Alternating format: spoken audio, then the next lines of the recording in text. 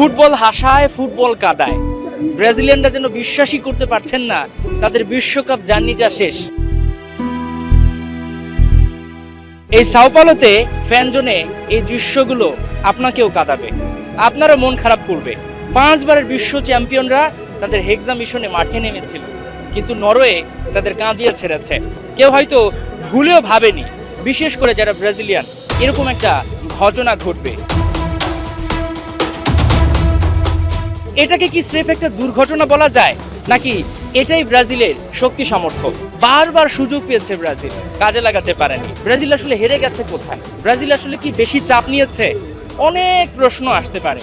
তবে এই যে কান্নার দৃশ্য, এটা শুধুমাত্র এই সাও পাওলোতে নয়, গোটা বিশ্বে যত সেলেসাও সমর্থক রয়েছেন, বাংলাদেশেও দৃশ্যটা একই রকম। ব্রাজিল যে বিশ্বকাপ থেকে বাদ পড়েছে, এতে কি বিশ্বকাপ রং হারিয়েছে, নাকি এটাই বিশ্বকাপের সৌন্দর্য, তা নিয়েও প্রশ্ন থাকতে পারে।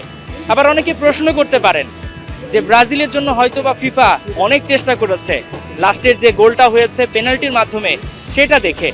তবে সব কিছু মিলিয়ে যেটা মনে হচ্ছে, ব্রাজিল একটু বেশি চাপ নিয়ে ফেলেছিল, যার কারণে তারা সেভাবে জ্বলে উঠতে পারেনি।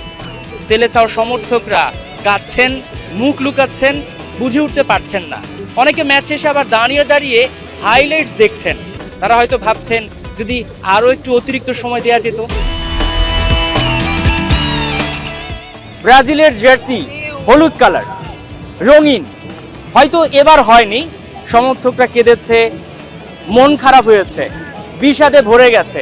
তবে দিন শেষে ব্রাজিলিয়ানরা বিশ্বাস করে ব্রাজিল আবারও কামব্যাক করবে আগামীতে।